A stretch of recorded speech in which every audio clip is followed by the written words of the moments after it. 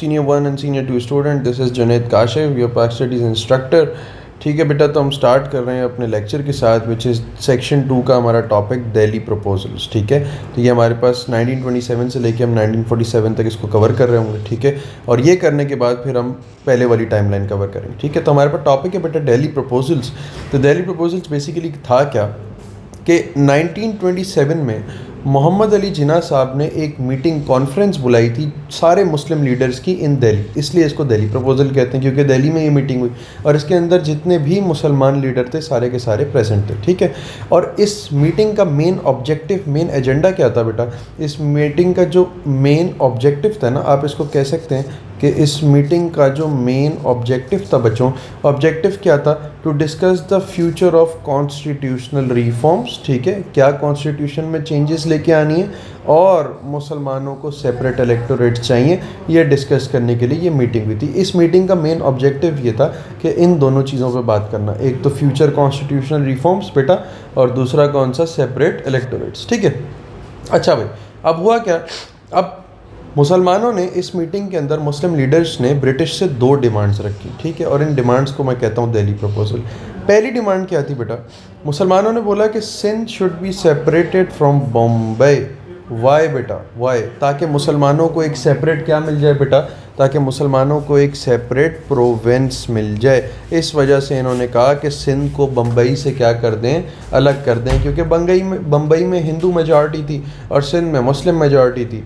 तो सिंध से बम्बई अलग अगर अलग हो जाता तो मुसलमानों को अपना एक सेपरेट प्रोविंस मिल जाता जिसका नाम क्या है बेटा? सिंध है, और बम्बई में हिंदूज रहते. ठीक है, नंबर 2, इन्होंने बोला कि मुसलमानों को कम से कम 1/3 सीट्स मिलनी चाहिए.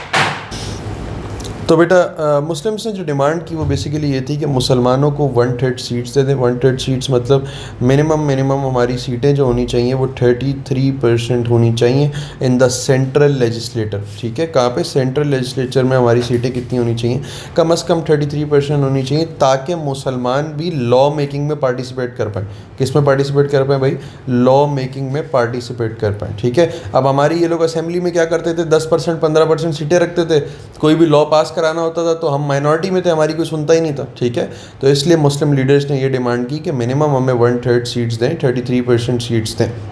अच्छा, अब दिल्ली प्रपोजल्स में ये हुआ कि जितने भी मुस्लिम लीडर्स मोहम्मद अली जिन्ना थे, उन्होंने ब्रिटिश को एक ऑफ़र दी कि अगर ब्रिटिश हमारी ये 2 डिमांड्स मान ले. 2 कौन कौन सी?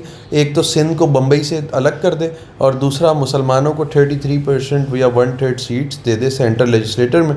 ठीक है, तो मुसलमान सेपरेट इलेक्टोरेट की ज़िद छोड़ देंगे. ठीक है, इन्होंने क्या बोला कि आप हमारी ये दोनों, मुसलमानों ने ब्रिटिश से ये कहा बेटा कि आप हमारी ये 2 बातें मान लो, ये 2 हमारे प्रपोजल्स मान लो और हम सेपरेट इलेक्टोरेट आपसे मांगना छोड़ देंगे.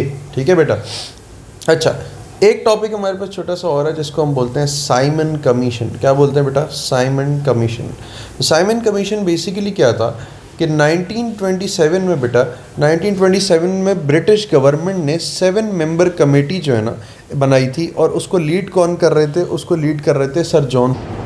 ठीक है बेटा, तो इस कमेटी को, जो 7 मेंबर की कमेटी ब्रिटिश गवर्नमेंट ने बनाई थी, उसको लीड कर रहे थे सर जॉन साइमन. ठीक है, और इनका बेसिकली ऑब्जेक्टिव क्या था ये कमेटी बनाने का?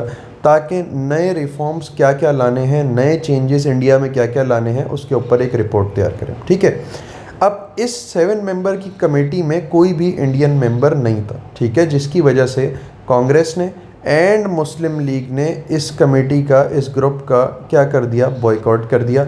और जब ये साइमन कमीशन 7 मेंबर के कमेटी लेके लाहौर रेलवे स्टेशन पर पहुंचे थे, तो लाहौर रेलवे स्टेशन पर जब ये पहुंचे थे तो वहाँ पे लोगों ने नारे लगाए थे और वो नारे क्या थे बेटा? Simon go back, Simon uninvited go back. ठीक है, अच्छा, इंडियंस ने इसका बॉयकॉट क्यों किया था साइमन कमीशन का? उसकी मेन वजह यही थी बेटा कि इन 7 मेंबर का जो ग्रुप था, कमेटी थी, इसके अंदर कोई भी इंडियन मेंबर नहीं था.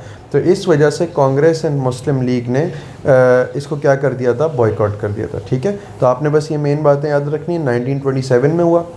ब्रिटिश गवर्नमेंट ने 7 मेंबर की कमेटी बनाई और इसको लीड कर रहे थे सर जॉन साइमन।